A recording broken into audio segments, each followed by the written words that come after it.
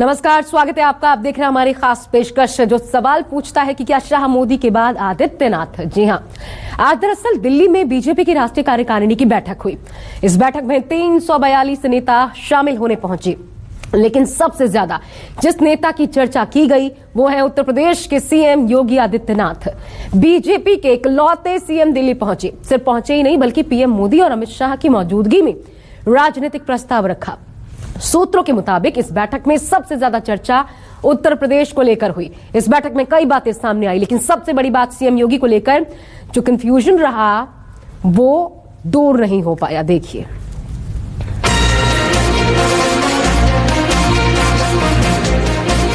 दो 2022 में यूपी में बीजेपी के बादशाह योगी आदित्यनाथ ही होंगे। इसकी तस्वीर आज दिल्ली में साफ हो गई। वैसे तो बीजेपी कार्यकारिणी की बैठक दिल्ली में थी, लेकिन सूत्रों के मुताबिक सबसे ज्यादा मंथन उत्तर प्रदेश पर हुआ।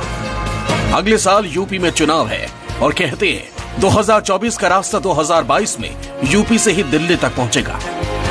इसी को ध्यान में रखते हुए सीएम योगी इस बैठक के सेंटर भी रहे। इस बैठक के जरिए बीजेपी के केंद्रीय नेतृत्व ने साफ कर दिया कि योगी को लेकर कोई कंफ्यूजन नहीं है। योगी की अगुवाई में ही चुनाव होगा। राष्ट्रीय कार्यकारिणी की बैठक पर राजनीतिक प्रस्ताव सीएम योगी ने रखा। यूपी के मुख्यमंत्री जी को क्यों प्रस्ताव सामने रखने के लिए बुलाया गया? क्यों नहीं? वो पार्टी के वरिष्ठ नेता है, बहुत सबसे बड़ा देश में वो चला रहे हैं सरकार, और ये कोरोना के समय में भी उनके हर एक स्टेप आपको मालूम है। वो चाहे वो माइग्रेंट वर्कर हो, चाहे गांवों में रोजगार पैदा करने के लिए उनका कोशिश हो, और अभी भी उसके बाद जो एम्प्लॉयमेंट के लिए वो उनके तरफ से काम हो रही है, ये इन सभी विषयों को मन में रखते हुए पार्टी के एक कार्यकर्ता पार्लियामेंट में बहुत सालों से है, इसीलिए क्यों नहीं बुलाएं?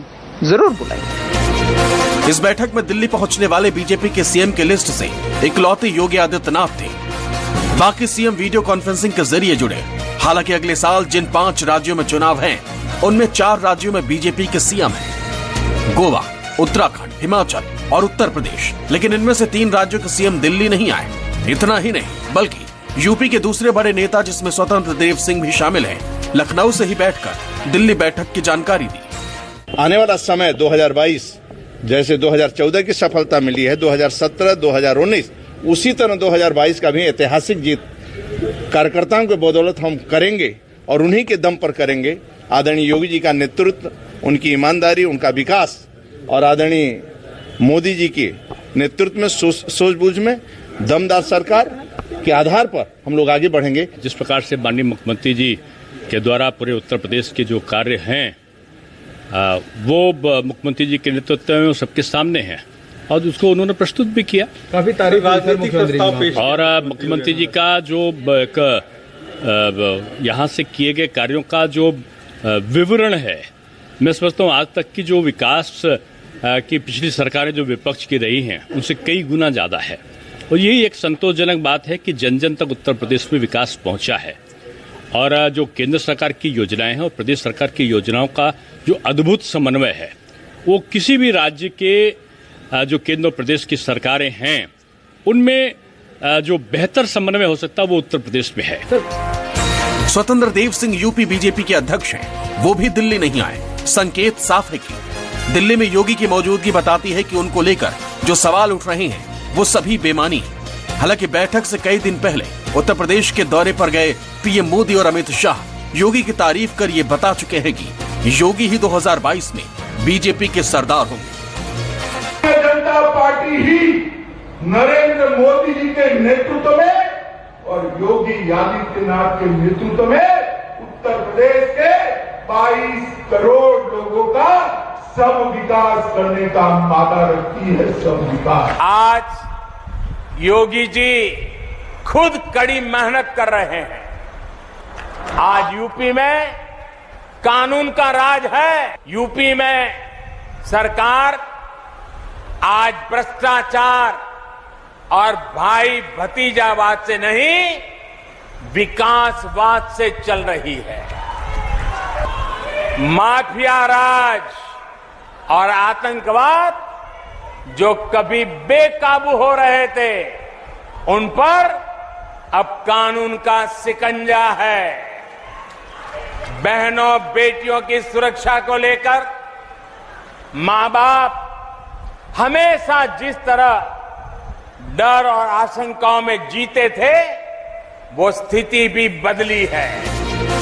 बैठक में 342 छोटे बड़े नेता शामिल हुए। पीएम मोदी ने भारतीय जनता पार्टी के नेताओं और कार्यकर्ताओं से सामान्य जन के मन के विश्वास का सेतु बनने का आह्वान किया और कहा कि देश की राजनीति में पार्टी ने आज जो मुकाम हासिल किया है, उसका बहुत बड़ा कारण जनता से उसका जुड़ाव ही रहा है। पीएम मोदी ने सेवा को पूजा बताया। प्रधानमंत्री जी की कोरोना को इस कठिन की स्थिति में चुनौती भरे रास्ते से देश को आगे ले जाने के लिए उनकी वैश्विक नेतृत्व के कारण आज विश्व उनको कई विकासशील देश और अनेक विकसित देश उनकी प्रशासनिक पहल की आदर्श मानते हैं। हमारी सबकी सौभाग्य है देश के ऐसे एक यशस्वी व्यक्ति, यशस्वी लोकप्रिय आस्था का केंद्र प्रधानमंत्री जी बने हैं। कुल मिलाकर इस बैठक में उन 5 राज्यों की चर्चा हुई जिसमें 2022 में चुनाव है। बैठक में पीएम मोदी ने नेताओं को कुछ नसीहत भी दी और विजय मंत्र भी दिया। कुमार गौरव की रिपोर्ट, न्यूज़ 24। और अब बात 2022 की बड़ी लड़ाई की। जैसे जैसे यूपी में चुनावी सरगर्मियां तेज होती जा रही हैं, समाजवादी पार्टी अध्यक्ष अखिलेश यादव का जोश हाई होता जा रहा है। आज अंबेडकर नगर से अखिलेश यादव ने योगी सरकार पर जमकर सियासी तीर छोड़े। अखिलेश ने कहा, सीएम सिर्फ बुलडोजर चलाना जानते हैं, लैपटॉप नहीं। जबकि समाजवादी के लोग लैपटॉप चलाना भी जानते हैं और जरूरत पड़ने पर बुलडोजर भी। यही बीजेपी के लोग लाल लाल सिलेंडर बांट रहे थे गांव में जाकर के। उज्ज्वला योजना के नाम पर सिलेंडर दिए गरीबों को, हर गरीब को सिलेंडर दे दिया। सिलेंडर बांटे जा रहे थे। बताओ आज सिलेंडर की कीमत क्या है? जो उज्ज्वला योजना है, महंगाई के कारण उज्ज्वला योजना बन गई। और हमारे बाबा मुख्यमंत्री जी कभी कभी लाल रंग से घबराते हैं। हमारे बाबा मुख्यमंत्री जी लाल रंग से घबराते हैं। और जब से सिलेंडर की कीमत बढ़ी है, बनता हो जनता गुस्से में है कि नहीं है। और हमारे मुख्यमंत्री जी महंगाई कम करने के लिए हो सकता है सिलेंडर का नाम बदल दें या रंग बदल दें इसका। यही बीजेपी के लोगों ने कहा कि गरीब को हम हवाई जहाज में ले जाएंगे। चप्पल पहनने वाला हवाई जहाज में जा सकता है। पेट्रोल 100 के पार हो गया कि नहीं हो गया? पेट्रोल 100 से पार हो गया। अब आपकी मोटरसाइकिल भी नहीं चल सकती है, वो फैसले ले रही है सरकार। धान खड़ा है खेतों में, सरकार कह रही थी आय दोगुनी कर देंगे, लेकिन बताओ धान की आय कितनी हो रही है? कोई खरीदने वाला नहीं, कोई पूछने वाला नहीं।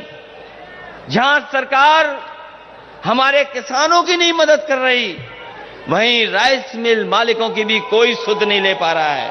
और जब से ये सरकार आई है, जब से ये सरकार उत्तर प्रदेश में आई है, इसने जहां न्याय बढ़ाया है, वहीं हमारे किसानों को धोखा देने का काम किया था।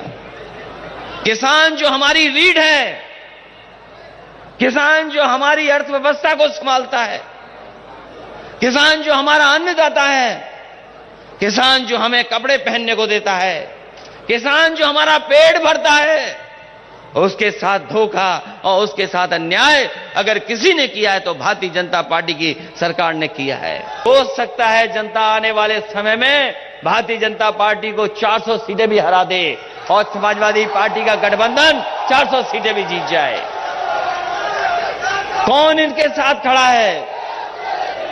जब किसान नाराज है, नौजवान नाराज है, व्यापारी नाराज है, अगले नाराज हैं, और बाबा साहब भीमराव अम्बेडकर की विचारधारा और डॉक्टर राम मनोहर लोहिया की विचारधारा दोनों एक हो गई हो, तो बताओ ये कैसे बचेंगे उत्तर प्रदेश से। तो 400 सीटें जीतने का दावा बार बार बताता है कि अखिलेश यादव का जोश हाई है। छोटा सा ब्रेक किसी के साथ।